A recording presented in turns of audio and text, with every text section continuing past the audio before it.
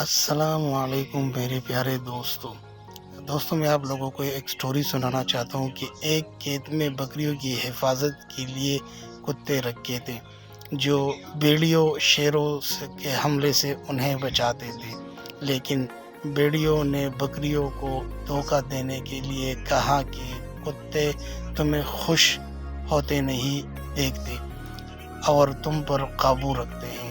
بکریوں نے یہ جھوٹ مان لیا اور کتوں کو نکال دیا۔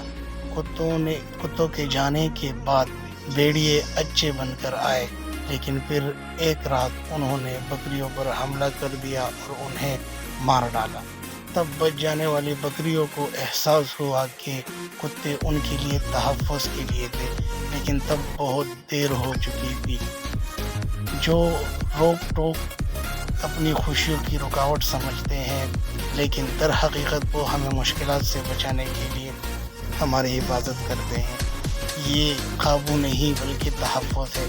آج کل بچوں اور بچیوں کو گھر والے روکتے ہیں تو ان کو برا لگتا ہے، پھر نتیجہ ایسا نکلتا ہے۔ اگر آپ لوگوں کو میری ویڈیو پسند آئی ہے تو ویڈیو کو لائک کیجیے اور چینل کو لازمی سبسکرائب کیجیے۔